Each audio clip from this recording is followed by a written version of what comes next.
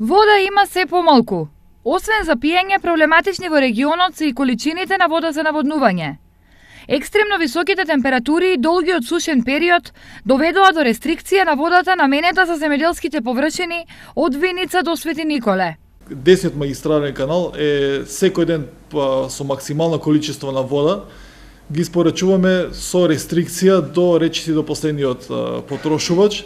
Рестрикциите, планот за неделна испорака на вода за наводнување го истакнавме по сите населени места и одредени места имаат во кои денови може да наводнуваат, а во кои денови се спречени да наводнуваат. Ваквата состојба е лоша и за неа се свесни сите, но одредени земјоделци се неблагодарни и водата буквално ја злоупотребуваат, тврдат од водостопанство. Забележано е поголемо несовесно користење на водата од одредени водокорисници, од несовесни водокорисници, морам да кажам, а тие истите се до толку несовесни што ги користат овие количини на вода за наводнување на страништа, односно за веќе ожнеани ниви.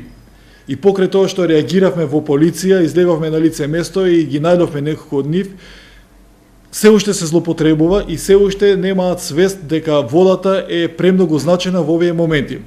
Ако ваквата ситуација продолжи, штетите ќе ги трпат сите, поради што неопходна е заедничка грижа и поголема граѓанска свесност. Еден апел до сите водокорисници да знаат дека не сме само ние поединки и само да не интересира нас и нашето собствено да не боли, туку треба да не интересира нашето заедничко. И на тој начин може само да ја рационално користиме водата и на тој начин може да ја поминеме сезоната со помали проблеми.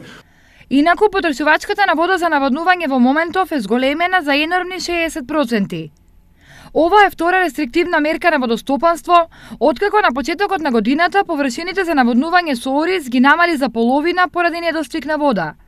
Сега се воведуваат дополнителни рестрикции, што секако ќе се одразат на приносите.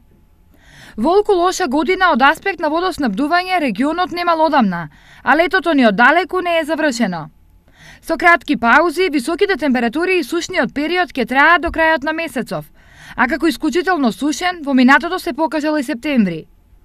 Сево ова не е добро ниту за производителите, ниту за купувачите, зашто без вода родот е слаб, неквалитетен и многу скап.